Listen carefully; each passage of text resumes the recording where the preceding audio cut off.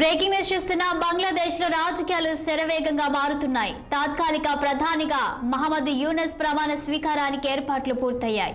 ఈ మేరకు ఏర్పాట్లు చేసినట్లు బంగ్లాదేశ్ ఆర్మీ చీఫ్ వకార్ ఉజ్ జమా వెల్లడించారు. గురువారం రాత్రి బంగ్లాదేశ్ కాలమానం ప్రకారం 8 గంటలకు యూనస్ ప్రమాణ స్వీకారం ఉంటుందన్నారు. తాత్కాలిక ప్రభుత్వంలో 15 మంది మంత్రులుగా ఉంటారని తెలిపారు. వారి నియామకంపై అన్ని రాజకీయ పార్టీల భేటీలో నిర్ణయం తీసుకుంటామన్నారు.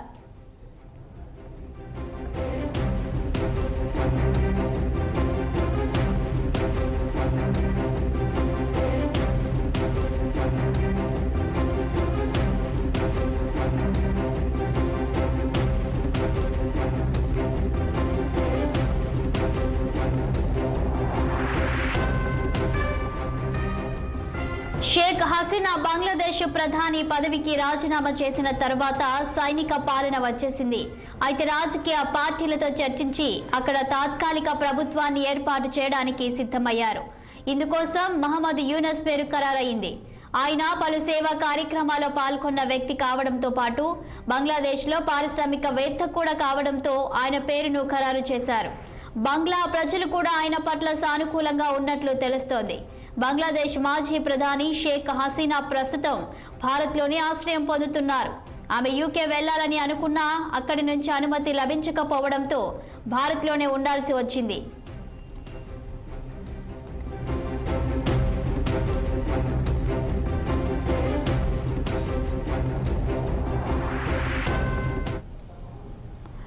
ఇక ఇదే అంశంపై మరింత సమాచారం మా chief bureau Ashok Reddy phone లైన్లో అందించడానికి సిద్ధంగా ఉన్నారు.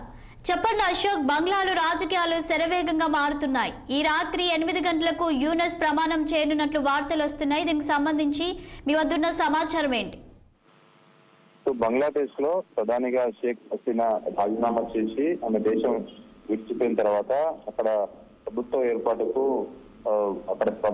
కసరత్తు జరుగుతుంది. ముఖ్యంగా తాత్కాలిక ప్రధానిగా మహమ్మద్ యూనస్ అయితే అతన్ని ప్రమాణ స్వీకారానికి అన్ని ఏర్పాట్లు చేయడం జరుగుతుంది. ఈ మేరకు బంగ్లాదేశ్ చీఫ్ ఆర్మీ వకార్ ఉజ్ జమా వెల్లడించారు. గురువారం ఈ రోజు 15 మంది మంత్రులు ఉంటారని తెలిపారు. సో వారి నియామకంపై అన్ని రాజకీయ పార్టీలతో భేటీ జరిగి నిర్ణయం తీసుకుంటామని స్పష్టం చేశారు. సో ఇప్పటికే షేక్ హసీనా బంగ్లాదేశ్ విడిచి వెళ్ళిపోయారు. ఆమె ప్రస్తుతం భారతదేశంలో తలదాచుకుంది.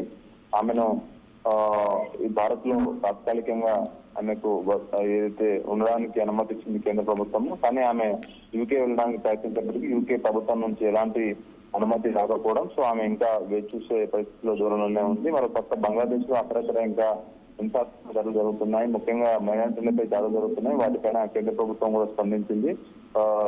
కేంద్ర ప్రభుత్వం అయితే మైనారిటీలపై దాదాపు 10,000 మంది బంగ్లాదేశ్ లో ఉన్నారు. వాళ్ళందరినీ వెనక్కి రప్పించే ప్రయత్నం చేసింది.